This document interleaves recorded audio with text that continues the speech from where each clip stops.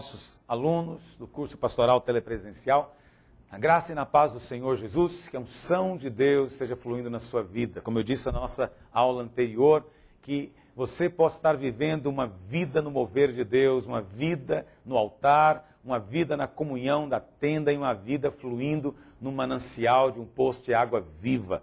Amém? Nós vimos na nossa aula passada, a vida do homem de Deus é uma vida de altar, uma vida de tenda e uma vida de poço. Esses três elementos, que haja isso na sua vida, que você esteja cultivando essas coisas todas. Você percebe? Nós temos falado de tantas ilustrações espirituais, mas não temos falado, na verdade, de princípios tão numerosos assim. Algumas pessoas ficam pensando que as verdades, os princípios fundamentais são inúmeros e que não dá para saber todos. Mas você vê, nós estamos frequentemente voltando aos mesmos princípios que estão no Novo Testamento, utilizando as ilustrações do Velho. Então, por exemplo, o batismo. Nós vimos o batismo lá no dilúvio. O dilúvio foi a primeira ilustração que nós vimos do batismo. Depois nós vimos que o altar também simboliza. Depois nós vamos ver lá em Êxodo que o Mar Vermelho também simboliza.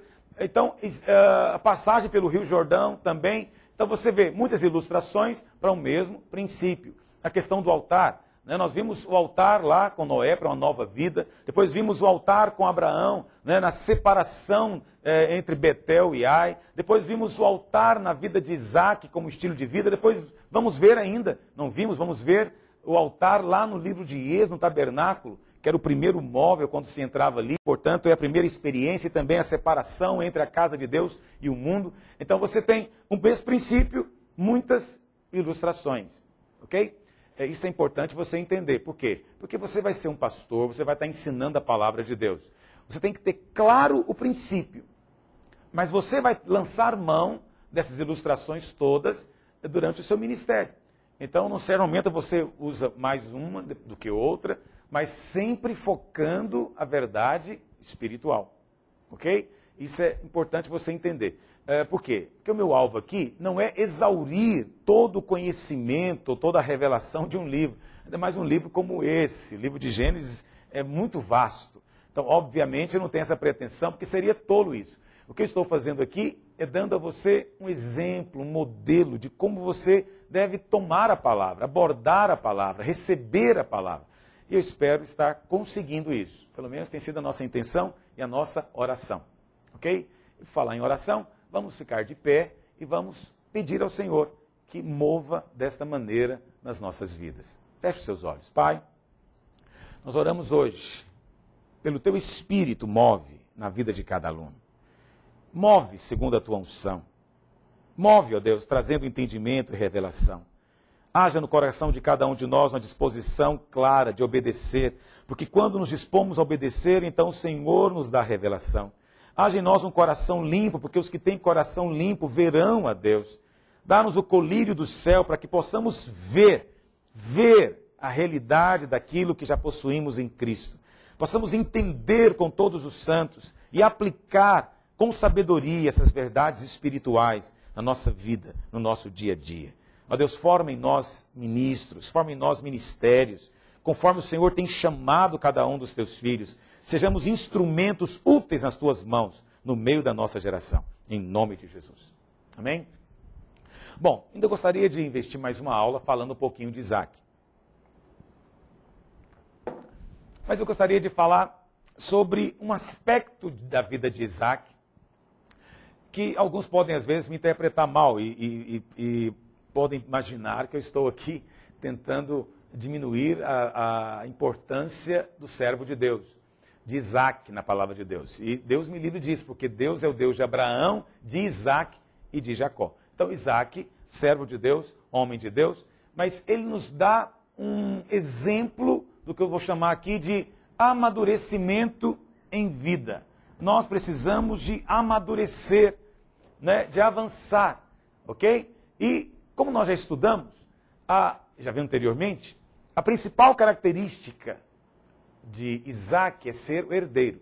Então eu falei para você, sendo Deus o Deus de Abraão, de Isaac e de Jacó, Deus é triuno. Então Deus precisou de três para expressá-lo. Mas esses três homens falam da nossa experiência, a experiência que todo crente precisa de ter. Precisamos ter experiência de Abraão, de Isaac e de Jacó, para que Deus seja o nosso Deus. Ok? Tanto Abraão quanto Isaac quanto Jacó tem que estar na nossa vida, para que Deus possa ser o nosso Deus de maneira prática.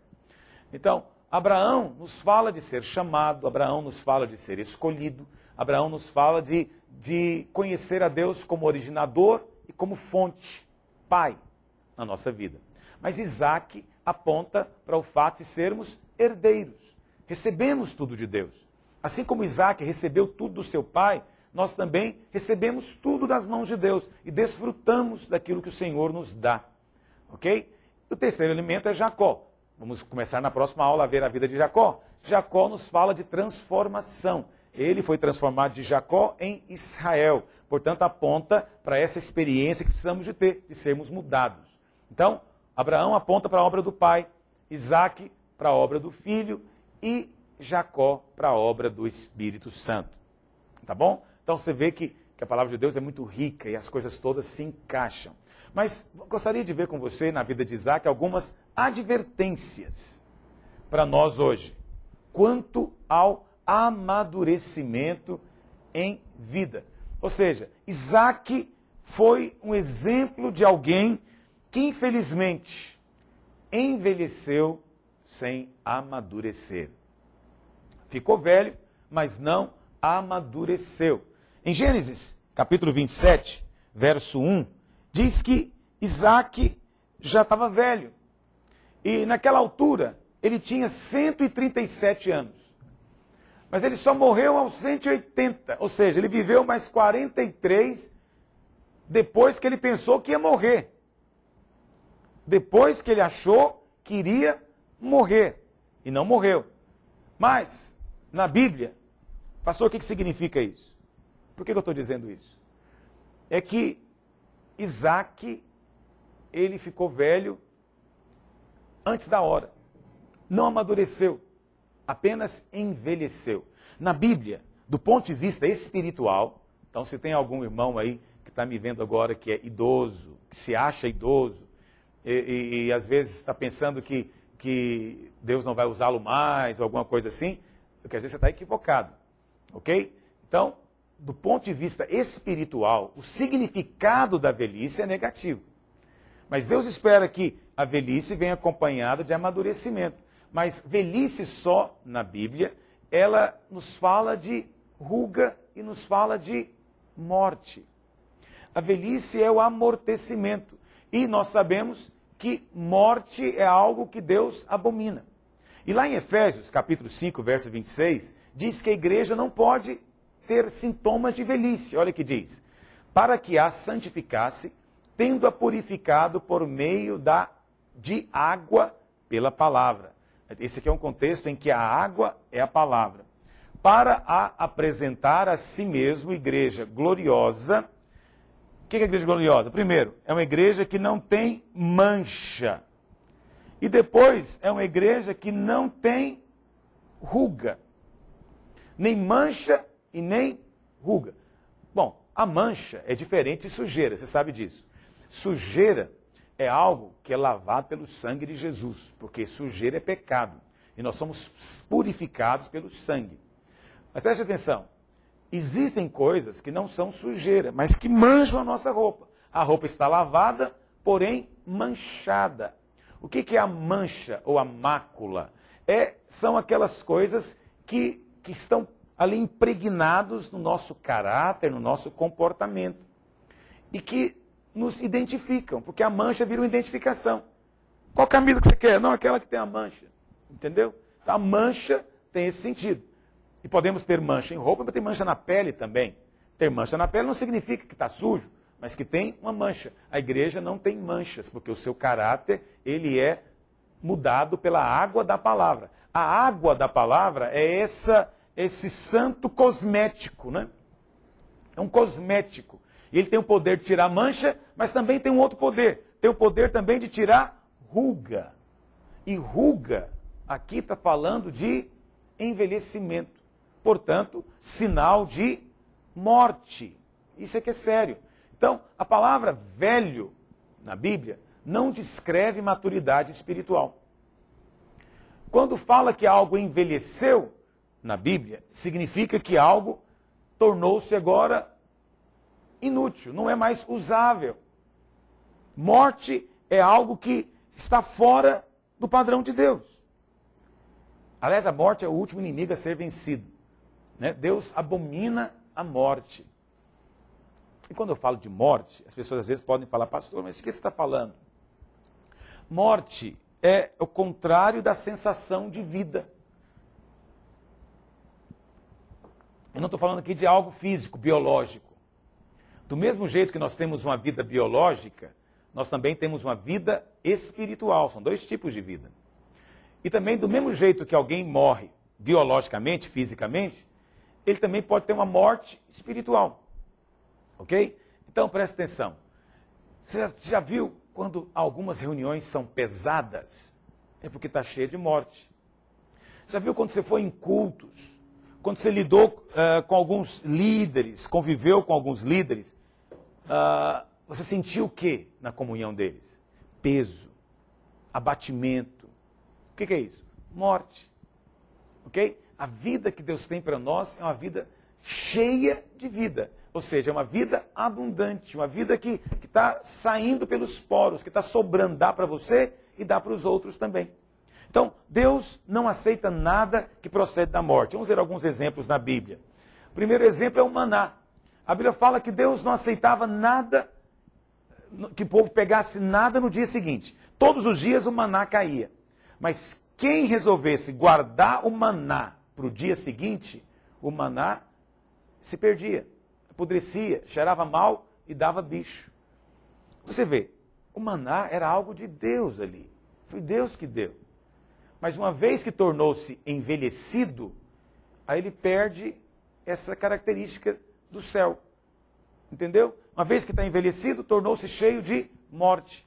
Por isso as coisas de Deus têm que ser todo dia. Você não pode viver de experiências do passado. Você não pode viver de coisa que aconteceu anos atrás. Você tem que viver daquilo que você experimenta no Senhor todos os dias. Todos os dias você tem que ser renovado. Êxodo 16:20 diz, eles, porém, não deram ouvidos a Moisés, e alguns deixaram do maná para a manhã seguinte, porém deu bichos e cheirava mal. Ok? E o que o Senhor está dizendo aqui? Que todo dia você tem que buscar um suprimento novo do céu. O segundo exemplo é o sacerdote.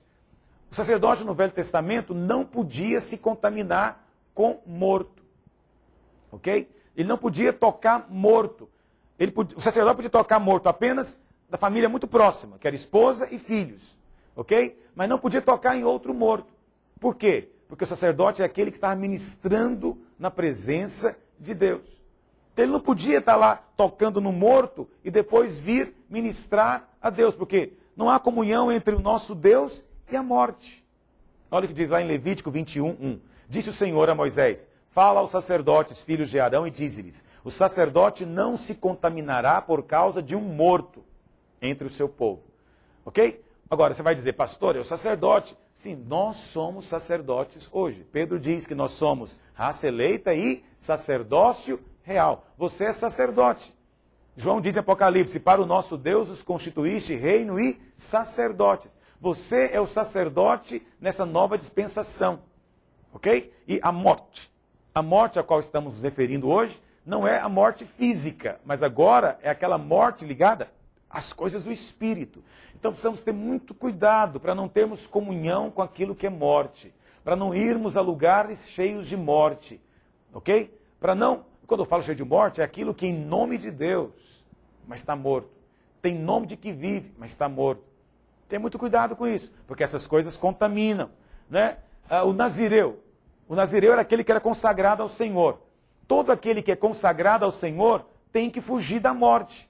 Né? Número 6,6 diz, todos os dias da sua consagração para o Senhor, falando o nazireu, não se aproximará de um cadáver. No caso do nazireu era ainda mais radical, porque ele não podia se aproximar nem do cadáver do pai ou da mãe.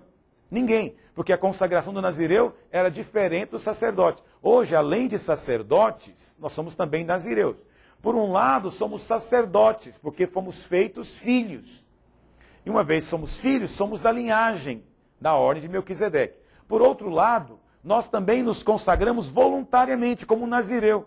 Espontaneamente nos consagramos para servir o Senhor. E quando fazemos isso, a Bíblia fala então que a morte não pode ter mais lugar na nossa vida. Temos que rejeitar a morte. Você tem que abominar a morte como você abomina o pecado.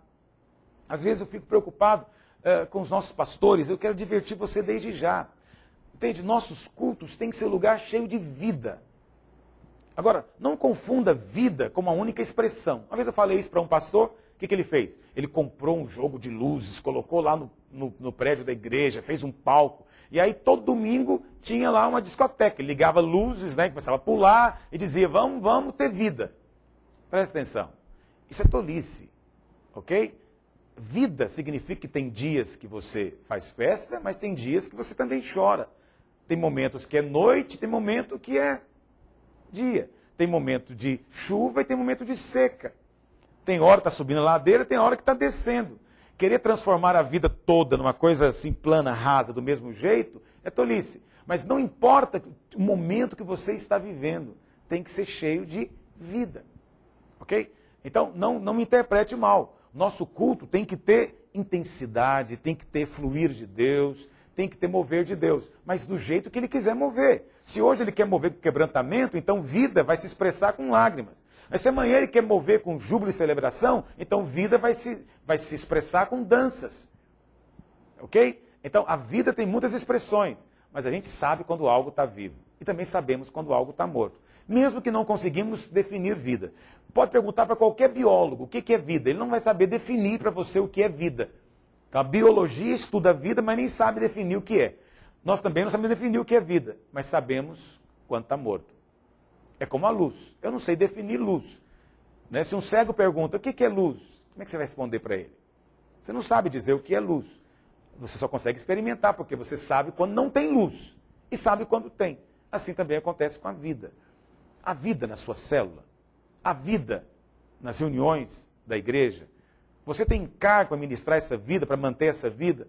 Ou você é indiferente a ela e acha que outros é que devem se preocupar com isso? Outro exemplo são dos odres no Novo Testamento. Jesus disse que não se põe vinho novo em odres velhos. Não se põe remendo novo em roupa velha.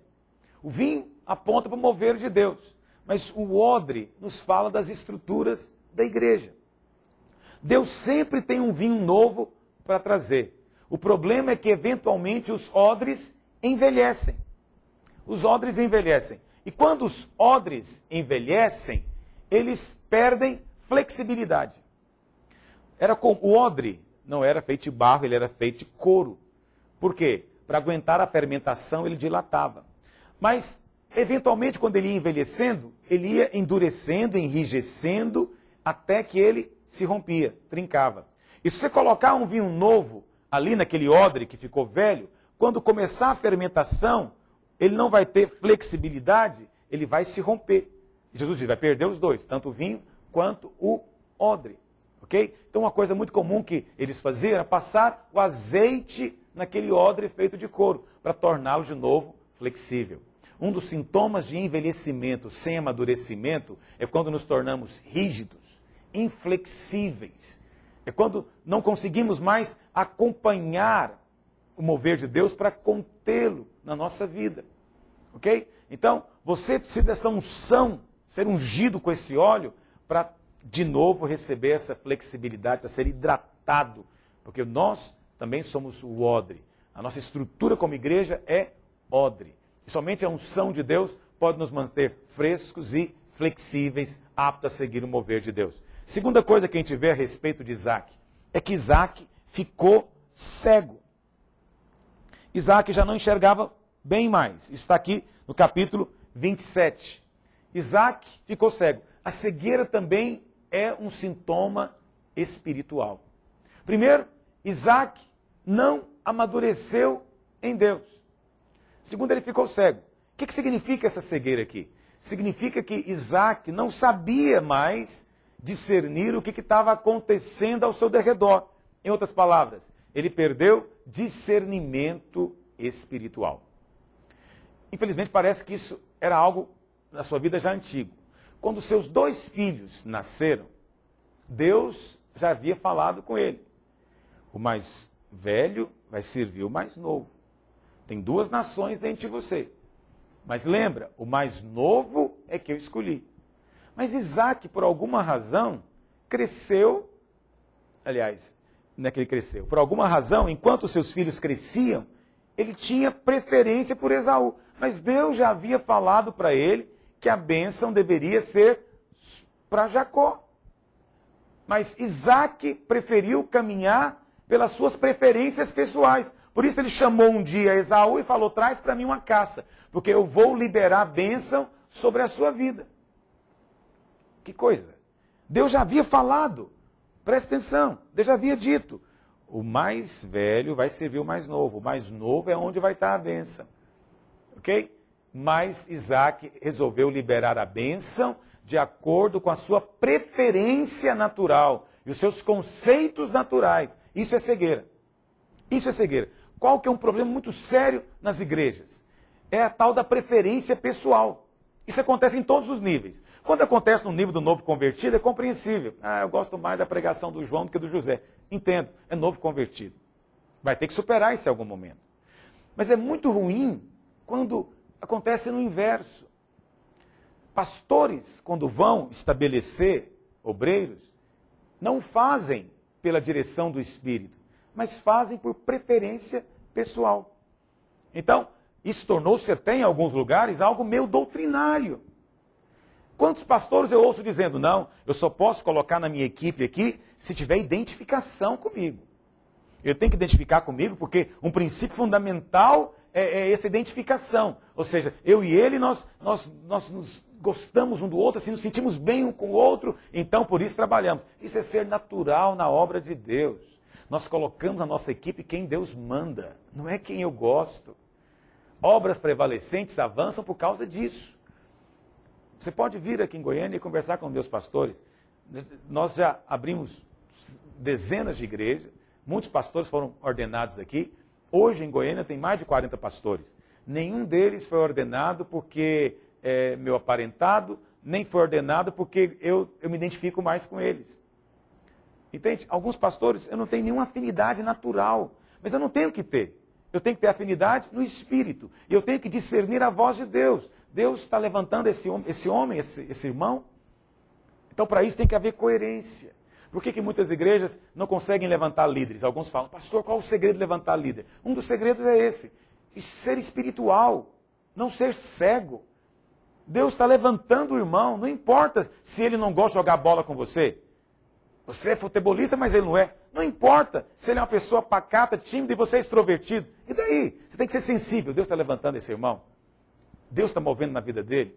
E para isso, obviamente, você tem que ter os seus critérios claros, espirituais, né? Caráter, né? Reconhecimento do grupo, frutificação, motivações santas.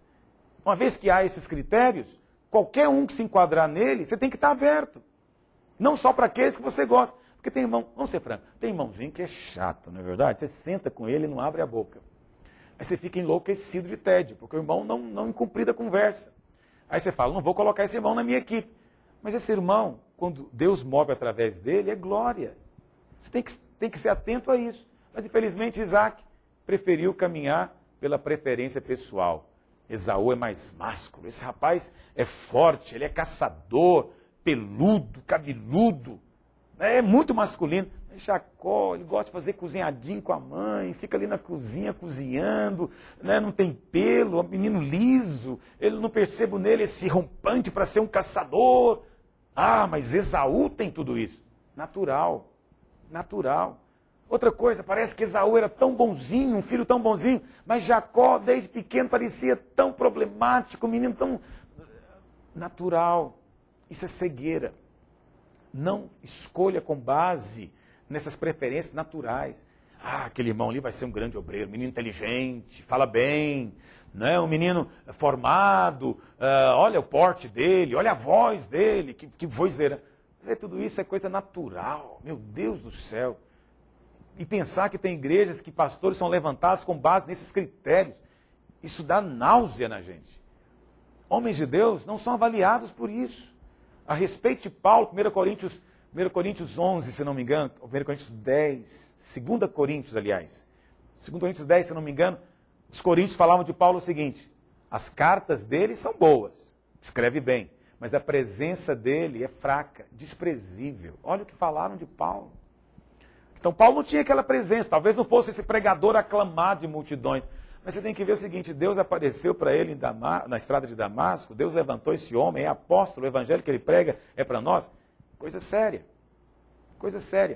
Então eu estou falando aqui de princípios que às vezes parecem tão simples, mas tem implicações na obra tão grandes, tão grandes. Vivemos no meio, infelizmente, de líderes que são cheios de preferências naturais, e somente isso. E às vezes aquele que você gosta não foi o que Deus escolheu.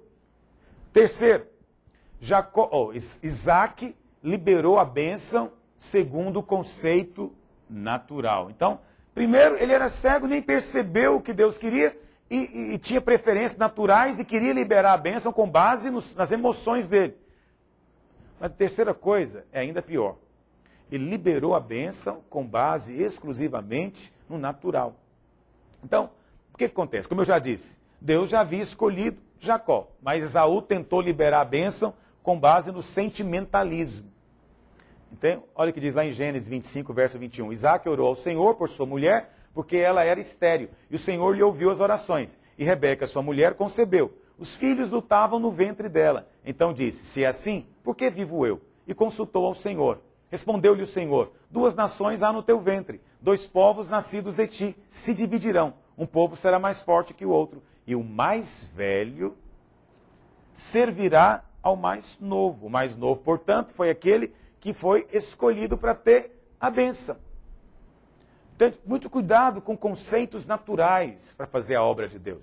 Muito cuidado quando, em vez de você seguir o Espírito, segue critérios que você pegou em livros de autoajuda.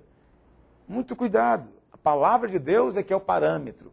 Mas o que eu vejo hoje em dia são muitos pastores pegando livros de autoajuda para empresários, para formar líderes. Entende? Então eles pegam os critérios para a empresa e querem colocar na igreja. Isso é natural. Homens de Deus têm que ser espirituais. Quarta coisa, Isaac dependia dos sentidos. Isso aqui é o mais grave. Isso aqui é o mais grave. Então, Isaac envelheceu muito cedo. Ele era muito natural na sua forma de lidar com as coisas de Deus. E por que Isaac foi enganado por Jacó? Isaac só foi enganado por Jacó porque ele dependeu dos seus sentidos naturais. A Bíblia fala que Jacó, para querer a bênção, o que ele fez?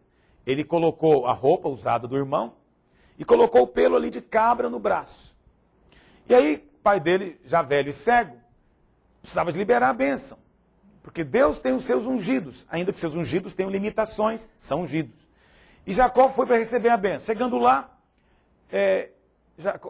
Isaac falou para Jacó, pensando que era Esaú: Esaú, você trouxe a caça que eu te pedi e fez aquela comida? Jacó tinha feito. E falou: trouxe. Aí Isaac falou: que coisa, né? A voz parece com a de Jacó. Chega para cá. E Jacó chegou. Aí ele cheirou a roupa. Falou: a voz é de Jacó, mas o cheiro é de Esaú. Vamos mais um teste. Deixa eu passar a mão no braço. Passou a mão no braço, peludo. É Esaú mesmo. Vê, homens de Deus não deveriam andar pelos sentidos naturais. Homens de Deus não decidem com base nesses critérios meramente naturais. Você não anda com base no que você cheira, no que você ouve, no que você toca. Isso é ser chamado de carnal. Então, mais um aspecto da carnalidade para você. Quando falamos de Ismael, você lembra? Eu falei para você que carnal não é só aquele que está ali praticando aquelas coisas feias da carne, não é? É também carnal, mas não é só isso. Então, não é só feitiçaria, roubo, mentira, prostituição que é carne. Carne também é quando você resolve gerar Ismael, ou seja, quando quer fazer obra de Deus sem depender de Deus. Quando quer ajudar a Deus naquilo que só Deus pode fazer. Isso é também carne. Mas tem um outro aspecto de ser carnal que agora está aprendendo aqui com Isaac. Ser carnal é andar segundo os sentidos naturais. Se você anda segundo o que você vê, se você anda segundo o que você ouve, o que você toca, o que você cheira, então você é carnal. Homens de Deus não andam com base nisso. E Jacó é um exemplo maravilhoso disso. Jacó é alguém que amadureceu, que foi transformado. Ele deixou de ser Jacó e passou a ser Israel. No final da vida dele, ele foi também liberar a bênção sobre os seus filhos. Está lá no capítulo 49 de Gênesis. Quando ele foi liberar a bênção sobre os filhos de José, José tinha 2 filhos. Se lembra quais eram? Deve ter lido já. Manassés e Efraim.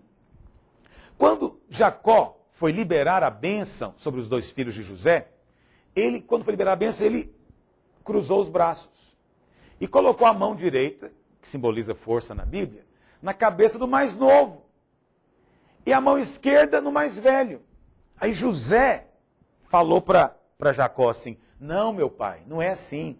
Talvez José pensou assim, talvez meu Jacó é como meu avô Isaac, talvez ele está velho e ele está também aqui trocando as coisas e não está entendendo. Mas aí a resposta de Jacó é muito séria. Jacó diz, eu sei. Em outras palavras, eu não sou como meu pai Isaac. Hoje eu sou movido pelo Espírito. Então ninguém rouba a bênção de mim. Porque eu não preciso de ver com os olhos naturais. Eu vejo pelo Espírito. E o Espírito Santo está me dizendo que a bênção é sobre o mais novo e não sobre o mais velho. Entende? Não precisou de Efraim enganar Manassés, nem enganar Jacó. Por quê? Jacó não pode ser enganado nesse ponto, porque não anda pelos sentidos. Mesmo sendo velho ali, sendo incapaz de ver ou de andar alguma coisa assim, eu não sei se era o caso, mas mesmo que fosse, ele não dependia disso, porque tornou-se alguém espiritual. Vê que inversão? Vê como as coisas avançam? Vê como há crescimento? Isso é algo muito sério. Você tem amadurecido em vida? Você tem crescido em Deus? E crescer em Deus significa ter mais discernimento. O que separa uma criança do adulto? Discernimento. Entendimento das coisas certas. Entender os princípios das coisas do céu. Fugir dos padrões naturais do mundo. E andar de acordo com os padrões celestiais. Se você agir assim, você vai ver Deus movendo na sua vida. Mas para encerrar essa aula, eu gostaria de compartilhar ainda a respeito de um outro princípio que a gente vê acontecendo aqui no livro de Gênesis o tempo inteiro. E certamente alguém já pode estar questionando. Eu chamo do princípio do primeiro. E a respeito do primeiro, acontece algo interessante. Observou que todos os homens que foram rejeitados aqui em Gênesis por Deus, eles eram primogênitos. Então o primeiro foi Caim, ele era o primeiro. Mas Deus escolheu Abel, o segundo. Que coisa. Depois você vê, Ismael foi o primeiro, mas Deus escolheu Isaac, que foi o segundo.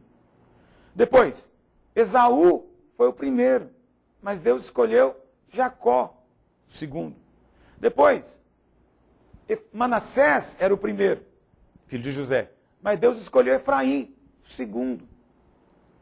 Então você vê, por que Deus está sempre deixando de lado esses primeiros, escolhendo o segundo? Porque há um princípio espiritual na palavra de Deus. Deus rejeita o primeiro.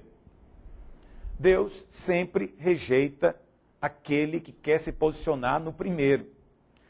Se você quer ser aceito por Deus, resolva não ser primeiro. Resolva não ter primazia. Ok? Resolva no seu coração isso, porque Deus sempre escolhe o segundo e não o primeiro. É isso que nós estamos vendo aqui. Saul foi o primeiro rei, mas Deus escolheu o segundo, Davi. Vê que coisa séria. Então, Moisés foi o primeiro, mas quem entrou em Canaã foi Josué. Entende? Então você vê, Deus sempre está passando do primeiro e indo para o segundo. Deus sempre está rejeitando. Por que acontece isso? Qual o princípio espiritual envolvido aqui? 1 Coríntios 15, verso 46 diz, mas não é primeiro o espiritual, e sim o natural. Depois o espiritual. Tá bom? Então primeiro é o natural. Tudo aquilo que é primeiro é natural. Agora o espiritual é segundo. Por quê? O primeiro homem foi formado da terra, mas o segundo homem é do céu. Por que Deus escolheu o segundo? Porque Jesus é o segundo. Aí você fala, não, mas Jesus é o primogênito de Deus. É verdade, ele é o primogênito da nova criação. Mas ele é o segundo, porque teve uma criação anterior. Teve um outro Adão. A Bíblia chama o primeiro de primeiro Adão, Romanos capítulo 5. E chama Jesus, não de último Adão, mas chama ele de segundo Adão. Então, Paulo, lá em Romanos 5, chama Jesus de segundo Adão. Então, Jesus é o segundo. Sendo Jesus o segundo, quem Deus escolheu foi Cristo. Portanto, Deus rejeitou tudo que é da velha criação. E o primeiro, então, aponta para a velha criação. 1 Coríntios 15 diz que o primeiro é da terra, mas o segundo é do céu. Quem resolve se posicionar como segundo, quem resolve se colocar no fim da fila, ele está entrando no princípio daquele que é do céu. Todo aquele que é do céu não quer ter primazia em coisa alguma. Então, só repetindo para você se lembrar. Ismael foi o primeiro, mas Deus escolheu Isaac. Caim foi o primeiro, mas Deus escolheu Abel. Esaú foi o primeiro, mas Deus escolheu Jacó. Manassés foi o primeiro, mas Deus escolheu Efraim. Saul foi o primeiro, mas Deus escolheu Davi. Por que Deus escolhe o segundo e não o primeiro?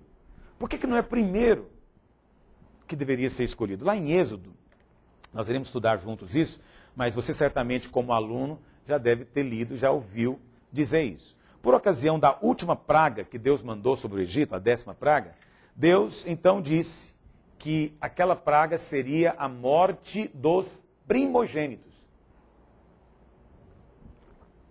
Não é interessante? Só o primeiro que foi morto. Está lá em Êxodo, capítulo 12, você pode ler depois. Somente o primeiro foi morto, não o segundo. Entende o que eu estou dizendo? Só o primeiro, de todo lugar. Por quê? Parece que o primeiro está em oposição a Deus. Até os primogênitos de animais deveriam ser mortos ou redimidos. Entendeu? Por quê? Porque o primeiro aponta para o primeiro Adão, para a velha criação. O segundo aponta para Cristo, o segundo Adão, a nova criação. E o que é espiritual, diz a palavra de Deus, vem sempre depois. Primeiro, nós nascemos da carne.